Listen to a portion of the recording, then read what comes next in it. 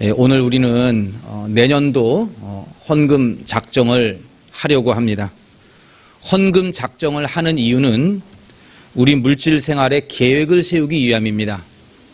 교회가 12월이 되면 내년 계획으로 분주합니다. 주일학교, 각 전도회, 우리 교회도 마찬가지로 올해를 돌아보면서 또 내년을 설계하는 일에 바쁘게 되는데, 이거는 가정도 마찬가지예요. 여러분들도 12월이 되면 이제 올 한 해를 돌아보면서 내년을 좀 계획을 했으면 좋겠어요. 내년에 어떤 목표를 가져야 되나, 내년에는 어떠한 일들을 해야 되는가, 내년에 내가 열심을 내야 될 부분이 무엇이 있는가, 이런 것들도 한번 깊이 생각하면서 내년을 좀 계획했으면 좋겠습니다. 뿐만 아니라 우리의 삶도 계획을 하지만 우리의 물질도 계획이 있어야 돼요. 여러분, 내년에 들어가야 될 부분이 어디에 있는가, 돈이 많이 들어가야 될 부분이 어디 있는가, 이런 거 좀 생각을 해봐야 되겠죠. 또 내년에는 적금을 얼마나 해야 되는가, 이런 것들도, 또 어떻게 이 물질을 잘 나눠서 써야 되는가, 이런 것들도 좀 생각을 해볼 필요가 있겠습니다. 또 줄여야 될 부분이 무엇인가, 이런 것도 좀 점검을 해봐야 되겠죠. 이 물질에 대한 계획 가운데 빠지지 않는 부분, 빼놓을 수 없는 부분이 바로 헌금이에요. 하나님을 믿지 않는 사람들은 그런 개념이 없지만 오늘 여러분과 같이 하나님을 믿는 그리스도인들은 이 헌금에 대한 계획도 중요한 덕목이죠. 11조 주정헌금, 각종 전도 건축 헌금들, 선교 헌금, 이런 헌금들을 하나님의 나라를 위해서 또 주의 몸된 교회를 위해서 그 계획하고 나아가는 것 역시도 우리 신앙생활에 있어서 매우 중요한 그러한 부분입니다. 사역을 계획하는 것만큼 중요한 것이 바로 물질 생활이고 헌금 생활이죠. 그리고 이러한 이 헌금에 대한 계획들 가운데 우리는 이 원칙과 기준을 나름대로 가지고 있어야 돼요. 그냥 있으면 하고 없으면 말고, 아니면 기분에 따라 이렇게 헌금하는 게 아니고 계획과 원칙을 가지고 있어야 된다라고 하는 것이죠. 그런 의미에서 오늘 본문의 말씀은 그리스도인들의 물질과 또 헌금을 어떻게 사용해야 되는가, 또 원칙을 어떻게 잡아야 되는가, 이러한 헌금 사용, 헌금 작정에 대한 원칙을 우리에게 제공해 주고 있습니다. 예수님의 관점이에요. 그러니까 헌금을 보시는 예수님의 관점, 예수님은 어떠한 헌금을 보시는가, 여러분들이 드리는 헌금을 우리 주님은 어떠한 눈으로 보시는가, 이 점을 우리가 살펴보면서 헌금 생활의 원칙과 또 우리가 기준을 삼을 필요가 있겠습니다. 첫 번째로 두 가지 원칙을 말씀드리고 또 주님의 관점을 말씀드리려고 하는데, 첫 번째 예수님의 관점은 헌금의 액수가 아니라 그 사람의 형편을 보신다는 거예요. 주님의 눈은 헌금의 액수가 아니에요. 여러분들이 형편이죠. 오늘 본문은 예수님께서 예루살렘 성전에서 가르치셨을 때에 성전의 헌금함에 사람들이 헌금하는 것을 보시면서 하시는 말씀입니다. 당시 예루살렘 성전에 헌금함들이 여러 개 있었다는 거예요. 그래서 이 헌금을 가지고 성전을 수리하고 유지 보수하는 데 썼고요. 또 성전에서 일하는 사람들 인건비로 나가야 됐고, 또 주변에 가난한 과부들이나 고아들, 또 이 나그네들, 이러한 그 어려운 사람들에게도 그 성전에서 내는 헌금을 가지고 썼다는 것이죠. 오늘 본문에도 보면 41절, 42절에 그 내용을, 헌금하는 사람들을 주님이 보시는 내용이 나오는데, 부자는 헌금함에 헌금을 많이 했다, 이렇게 나와 있어요. 그리고 또 하나 관심을 가지고 있는 분은 바로 한 가난한 과부입니다. 이 가난한 과부는 2렙돈을 넣었다라고 되어 있습니다. 2렙돈. 이 렙돈이라는 단위는 그 당시 화폐 단위로 가장 작은 단위입니다. 그러니까 우리식으로 말하면 10원짜리 동전, 아니면 1원짜리 동전. 요즘은 1원짜리 내가 잘 못 봤는데 예전에 1원짜리는 다 알루미늄으로 되어 있잖아요. 아주 가볍게. 그 동전이에요. 그러니까 그 당시에 렙돈도 제일 얇고 아주 작은, 그러한 작은 동전이 바로 렙돈인데 2렙돈을 드렸다, 이렇게 되어 있습니다. 그리고 이것을 보시고 예수님은 제자들을 불러다가 이렇게 말씀하십니다. 뭐라고 말씀하시냐면 43절에 보면, 내가 진실로 너희에게 이르노니 이 가난한 과부는 헌금함에 넣는 모든 사람보다 많이 넣었도다, 이렇게 말씀하셨어요. 많은 사람들이 헌금을 하는데 이 가난한 과부가 제일 많이 했다는 겁니다. 이건 말이 안 되죠. 제일 적게 했다 그래야 말이 맞죠. 제일 적게 했다. 그런데 뭐라 그러냐면 제일 많이 했다 그러는 거예요. 말씀이 맞지가 않습니다. 그러면 예수님께서 왜 이 가난한 과부가 제일 많이 했느냐? 왜 그렇게 말씀하셨을까? 44절에 그 이유를 이야기하십니다. 우리 함께 44절 말씀을 함께 읽어보도록 하겠습니다. 그들은 다 풍족한 중에서 넣었거니와 그 가난한 중에서 자기의 모든 소유 곧 생활비 전부를 넣었느니라. 예, 우리는 여기에서 헌금을 보시는 예수님의 관점을 보게 됩니다. 여러분 예수님이 지금 헌금에 막 하는 사람들을 이렇게 마주 대하면서 헌금 얼마나 하나 이렇게 보고 있어요. 여러분 어떻게 보면 되게 치사하잖아요. 그죠? 헌금 얼마 하나 이렇게 쳐다본다는 게 이상하잖아요. 그러니까 주님이 왜 그걸 보셨느냐 하면은 뭔가 이스라엘 백성들에게 제자들에게 하실 말씀이 있는 거죠. 가르칠 내용이 있는 겁니다. 뒤집어 말하면 지금까지 이스라엘 백성들이 성전 헌금하며 헌금하는 내용들이 뭔가 잘못됐다는 거예요. 그래서 이걸 가르치고 바꾸고 변화시키려고 개혁하시려고 주님은 일부러 헌금함을 보시면서 그 두 렙돈을 한 그 가난한 과부를 제일 많이 했다 이렇게 말씀하시면서 주님의 관점을 이야기하고 있어요. 오늘 여기에 44절에서 보여주는 예수님의 관점, 헌금을 보시는 예수님의 관점은 액수가 아니라는 거예요. 뭐죠?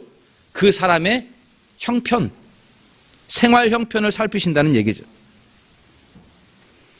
이와 같이 우리의 삶의 형편을 살피시는 하나님은 구약 레위기에 보면 율법에도 나와 있습니다. 레위기 5장에 보면 속죄 제사를 드리는 그런 규례가 있는데 속죄 제사는 이스라엘 모든 백성들이 드려야 될 제사입니다. 왜냐하면 죄 안 짓는 사람이 없잖아요. 그게 다 제사를 드려야 됩니다. 그래서 속죄 제사의 제물을 이렇게 이야기하고 있는데 일반적으로 속죄 제사에 드릴 제물은 뭐냐면 양이나 염소로 바치라 그랬어요. 양이나 염소로. 그런데 그 뒤에 있는 내용을 보면은 혹시 양이나 염소로 바칠 수 있는 능력이 안 되는 사람, 형편이 안 되는 사람들은 뭘 드리라 그랬냐면 집비둘기나 산비둘기를 드리래요. 비둘기로 드려도 된다 이렇게 얘기했어요. 그리고 더 나아갑니다. 비둘기조차 없는 사람들도 있다. 비둘기조차 드릴 수 없는 사람들, 그들은 곡식가루 한 종지만 드려라 이렇게 돼 있어요. 그러니까 우리가 이 율법을 보면 모두가 다 양이나 염소 드리라고 하지 아니하고 그 형편에 따라서 각자 드릴 수 있도록 그렇게 하셨고 주님은 그 모든 예물을 동일하게 보시고 그들의 죄를 사하셨다는 얘기죠. 이 율법에 보면 하나님의 사랑과 자비와 긍휼이 잘 묻어나 있는 대목이죠. 형편을 보시는 하나님. 여러분 만약에 염소와 양을 드릴 수 있는 그 형편에 있는 사람이 일부러 밀가루 갖다 드렸다. 그거 됩니까? 안 됩니까? 밀가루 드려도 된다 그랬는데 형편에 양으로 드려야 될 사람인데 밀가루 드리는 거는 그건 안 되는 거예요. 하나님은 뭘 보시기 때문에? 형편을 보시기 때문에. 그러지 않겠습니까? 그렇게 해서 하나님의 그 형편을 보시는 그의 마음이 남겨져 있습니다. 신약에 와서 예수님도 마찬가지죠. 예수님이 오늘 본문에 보니까 액수를 관심을 갖지 아니하고 그 드린 사람의 형편을 보신다는 거예요. 헌금을 얼마 했느냐가 아니라 누가 어떠한 형편에 있는 사람이 바쳤느냐 이거를 보신다는 거죠. 그래서 부자가 드렸던 그 금화들보다 과부가 드렸던 그 작은 동전 2개 이거를 더 많이 드렸다라고 말합니다. 왜냐하면 부자가 드렸던 그 많은 금화들은 자기의 소유의 일부만 드린 건데 이 가난한 과부의 형편으로서는 이 2렙돈은 생활비 전부, 그의 소유 전체를 드린 거기 때문에 이 사람이 더 많이 드렸다는 거예요. 우리식으로 말하면, 경제로 용어로 말하면 비율을 따지는 거예요. 퍼센트. 그러지 않습니까? 이 가난한 과부는 몇 퍼센트를 드린 겁니까? 계산이 안 돼요? 100%를 드린 거죠. 100%. 부자가 금화를 여러 개 드려도 그거는 그에게 10분의 1, 5분의 1, 3분의 1밖에 안 되지만 이 가난한 과부는 100%를 드렸다. 이렇게 되는 것이죠. 오늘날 우리 주님도 마찬가지예요. 하나님께서 오늘 저와 여러분들의 헌금 생활을 보십니다. 그리고 우리 주님이 보시는 그 관점은 우리가 얼마나 많이 헌금을 했느냐를 보시는 게 아닙니다. 뭘 보신다는 거예요? 드리는 자의 형편을 보신다는 것을 기억하시기를 바랍니다. 여러분들의 형편을 살피시는 하나님이셔요. 그러니까 여러분, 내가 얼마 많이 못 드리네 이렇게 해가지고 주눅 들으실 필요가 없어요. 밀가루 하나 바치는 속죄 제물도 하나님은 받으신다는 사실이에요. 양을 드리는 사람은 당연히 양 드려야 돼요. 그러나 없는 사람은 비둘기를 드려야 되고 밀가루를 드리십니다. 하나님은 다 받으시고 용서해 주셔요. 여러분, 우리 모든 성도님들이 그렇게 헌금하는 데 있어서의 위축되지 않기를 바라요. 다른 사람들과 비교해서 나는 얼마 못 드려 이렇게. 그 제가 이렇게 이야기하면은 어떤 때 신방하다 보면 아유 목사님 저는 헌금도 조금밖에 못해요 이러는데, 여러분 사람들은 그거를 X를 볼 수 있지만 하나님은 아니라고. 하나님은 여러분들의 형편을 보시는 하나님이셔요. 지난 우리가 올 한 해를 돌아보면 우리 교회 대부분의 성도님들이 참 어려운 가운데 있었습니다. 말씀들은 다 안 하시지만 대개 다 경제적인 어려움 중에 많은 고생들을 했으리라 저는 그렇게 짐작을 해요. 그럼에도 불구하고 여러분 꾸준히 작정하신 대로 11조 해주시고 또 각종 헌금해 주심에 감사드립니다. 또 이 무거운 지민 국공유지 헌금도 함께 해주셨고, 여러분들도 어렵지만 더 어려운 사람들 생각하면서 오병이어와 또 우유안부 사역 헌금들 또 기꺼이 또 헌신해 주신 여러분들께 감사드립니다. 오늘 본문에서 가난한 과부의 헌금에 감동하신 그 예수님께서 형편에 넘치는 그러한 물질로 헌금하신 여러분들을 기뻐하시리라 믿습니다. 앞으로도 하나님의 나라 우리 교회를 위해서 여러분의 형편에 따라 하나님 앞에 헌금할 수 있게 되기를 간절히 부탁드립니다. 아울러 우리 모두가 예수님의 관점을 가지고 있어야 되겠습니다. 세상은 얼마나 많이 했느냐를 따져요. KBS 방송을 보면 이웃돕기 성금 해가지고 1억 몇 천만 원 이런 사람들은 방송에 내보내요. 근데 5만 원 3만 원 이거 안 내보내잖아요. 그런 거 안 내보냅니다. 학교나 병원에도요, 많은 액수로 기부한 사람들은 동판 만들어서 병원에다가 붙여놓잖아요. 적게 드린 사람들은, 적게 기부한 사람들은 뭐 그냥 넘어가는 거죠. 그렇게 해요. 저도 제가 나온 학교에다가 매월 10,000원씩 해요. 10,000원씩. 이름 안 나와요. 그죠? 그게 무슨 뭐 몇백만 원, 몇천만 원 좀 해야 좀 그렇게 알려주고 또 고맙다고 연락도 오고 막 이렇게 하는. 이게 세상의 관점이잖아요. 형편을 보지 아니하고 세상으로 그렇게 관점을 가지고 봐요. 그러나 여러분, 교회는 그렇게 봐서는 안 돼요.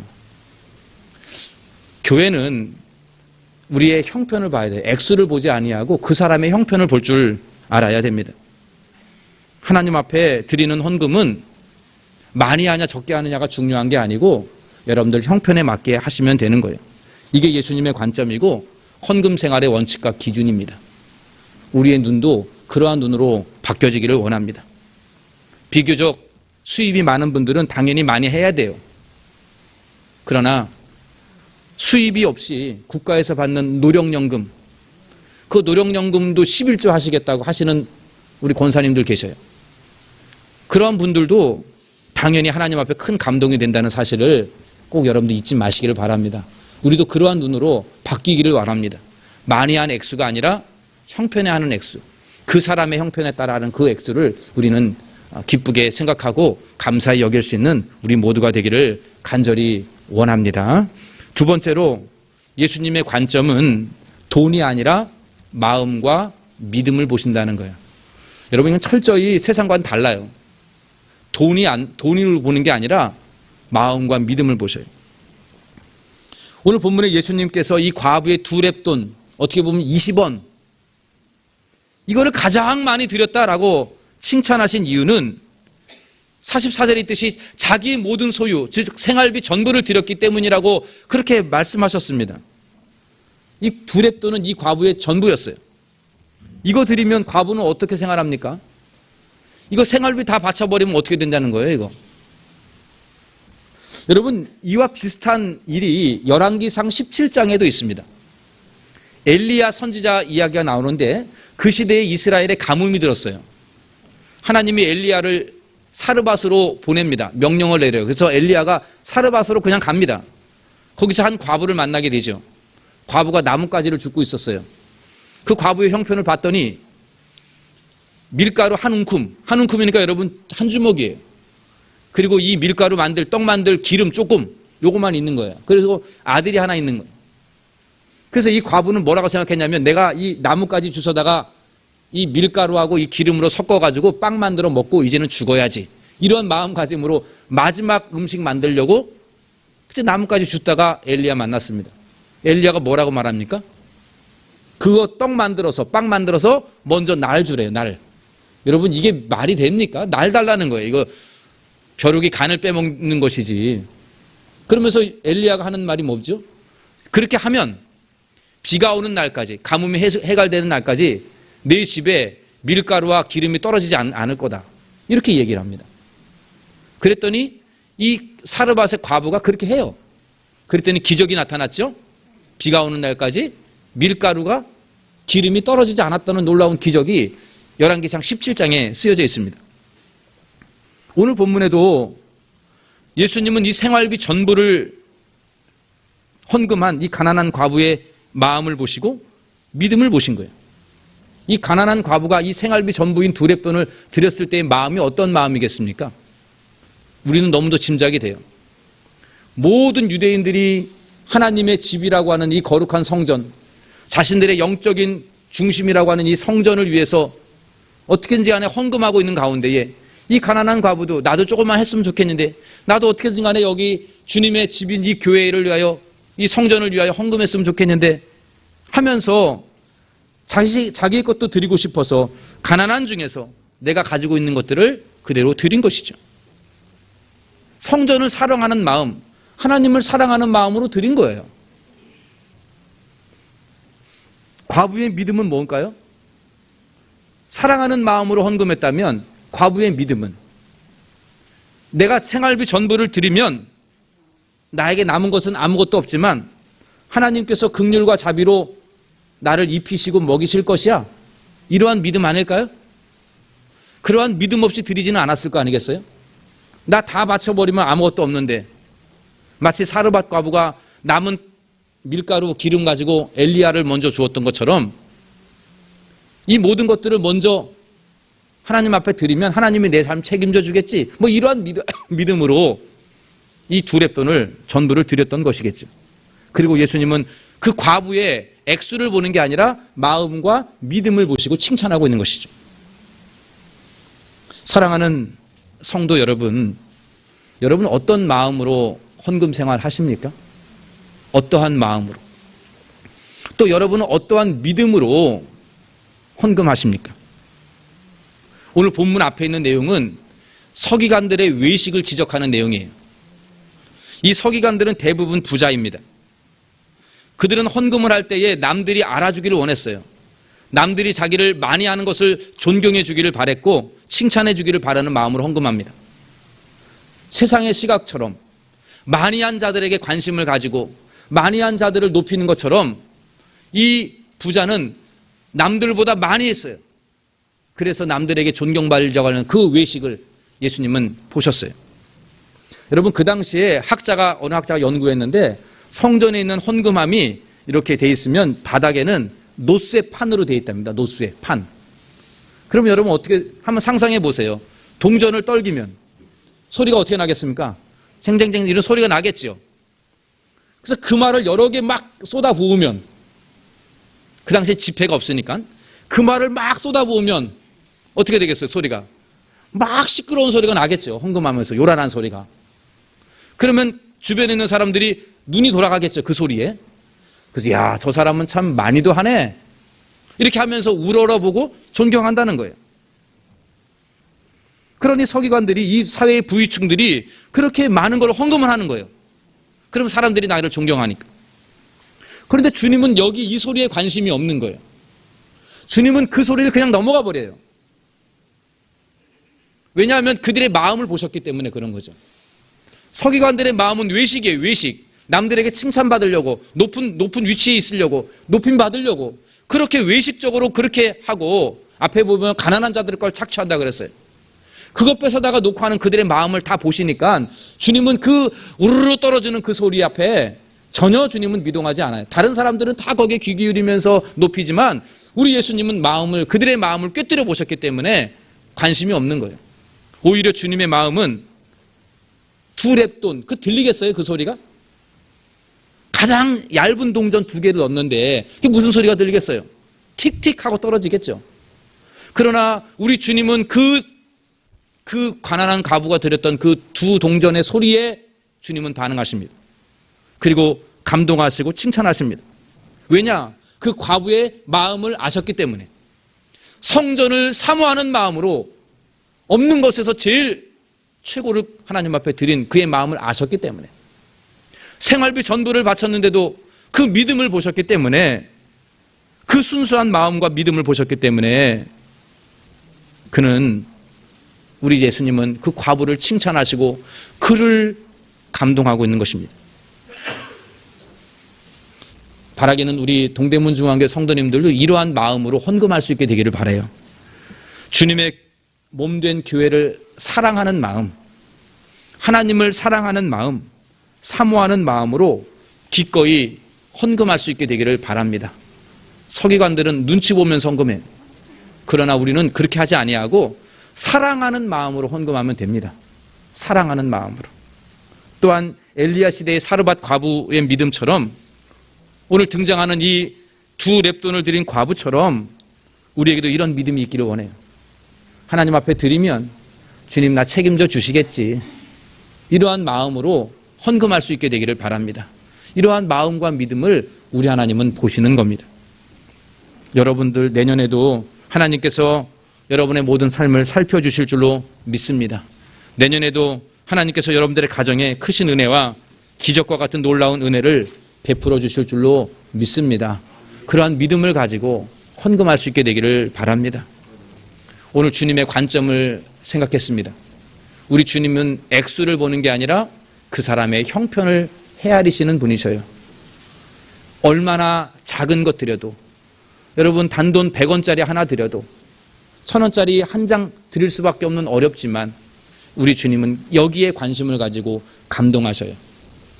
어려운 형편에 있는 사람들이 드리는 그 헌금 하나님은 외면하지 않습니다. 사람은 액수를 보고 사람은 많이 드린 사람들을 우러러 보지만 우리 주님은 그 사람의 형편을 헤아리시고 동일하게 축복하시는 줄로 믿으시기를 바랍니다. 우리 주님은 돈이 아니라 마음과 믿음을 보신다 그랬습니다. 주님을 사랑하는 마음, 교회를 사랑하는 마음, 주님이 내 삶을 책임져 주실 것이라는 믿음, 내년에도 하나님이 나와 함께 하시고 나를 지켜주실 것이라는, 내 가정을 살피실 것이라는 이러한 믿음을 가지고 헌금할 수 있게 되기를 바랍니다. 이것이 헌금을 바라보시는 예수님의 관점입니다. 사랑하는 동대문 중앙교회 성도 여러분, 여러분은 형편을 보시는 예수님의 관점에 따라 형편에 맞는 헌금을 하고 계십니까? 내 형편에 합당한 헌금 생활을 하고 계십니까? 우리 주님이 여러분들의 형편을 살펴보면서 여러분들의 헌금을 기뻐하신다 생각하실까요? 한번 내 자신을 돌아보시고 내 형편에 맞는 헌금 할 수 있게 되기를 바랍니다. 또한 여러분들의 마음과 믿음을 보시는 예수님의 관점에 따라서 우리 교회와 주님을 사랑하는 마음으로 헌금하시고 내 삶을 책임져 주실 하나님에 대한 전적인 믿음으로 헌금하시기를 바랍니다. 예수님의 관점이 여러분들의 헌금 생활의 원칙이요 기준이 되기를 원합니다. 예수님의 관점으로 여러분들의 물질 생활을 그대로 적용할 수 있게 되기를 바랍니다. 돈을 보는 예수님의 관점, 물질을 보는 예수님의 관점이 우리 성도님들의 관점이 되시기를 바랍니다. 그리하여 우리 동대문 중앙의 모든 성도님들은 2 렙돈을 드린 이 가난한 과부처럼 하나님께 기쁨과 감동을 드리는 헌금 생활이 되시기를 원합니다. 아울러 형편에 따라 사랑의 마음과 진실한 믿음으로 드린 여러분들의 헌금을 우리 하나님이 기뻐 받으시면서 사르밧 과부에게 주셨던 떡 반죽 그릇이 마르지 아니하는 축복이 우리 모든 성도님들 가정에, 물질 생활에 내년에도 풍성히 나타나기를 예수님의 이름으로 간절히 축원합니다. 기도하겠습니다. 하나님, 올 한 해에도 물질 생활할 수 있도록 주심에 감사드립니다. 어려움 중에도 헌금할 수 있는 은총 주심에 감사합니다. 주님, 우리 동대문 중앙교회가 하나님 보시기에 기쁨이 되는 물질 생활, 헌금 생활 되기 원합니다. 주님, 형편이 어렵다고 해서 주눅들지 아니하게 하시고, 주님, 우리가 액수를 바라보지 아니하고 믿음으로 드린, 형편에 따라 드리는 그러한 가난한 과부의 두 렙돈과 같은 그러한 감동과 기쁨이 되는 그런 헌금 생활 되게 하여 주시옵고, 우리 모두가 같은 시각으로 헌금을 바라보게 하여 주시옵소서. 주여, 내년에도 헌금을 작정하며 나아갑니다. 감당할 수 있도록 채워주시기를 원합니다. 사르밧 과부에게 주셨던 놀라운 기적의 역사가 우리에게도 있게 하여 주옵시고, 두 렙돈을 바쳤던 가난한 과부의 헌금이 주님께 감동이요 기쁨이 되었던 것처럼 내년에도 작정한 헌금 생활 성실히 감당하며 하나님께 기쁨과 감동을 올려드리는 저희 모두가 되게 하여 주시옵소서. 아버지, 주께서 어려운 가운데 올해에도 헌금하신 모든 분들 주님 축복하여 주시옵소서. 어려운 형편 가운데에 주님, 삶이 힘들고 버겁지만 그럼에도 불구하고 기꺼이 주님 앞에 사랑하는 마음으로 헌금하는 사랑하는 성도들을 기억하여 주옵시고 기뻐받아 주옵시며, 내년에도 떡반죽 그릇이 마르지 아니하는 축복 허락하여 주시옵소서. 사업의 문을 활짝 열어주시는 놀라운 기적의 역사도 우리 교회 가운데 풍성히 나타나지게 하여 주시옵소서. 이 모든 말씀 예수님의 이름으로 기도하옵나이다. 아멘. 계획한 대로 헌금 작정하도록 하겠습니다.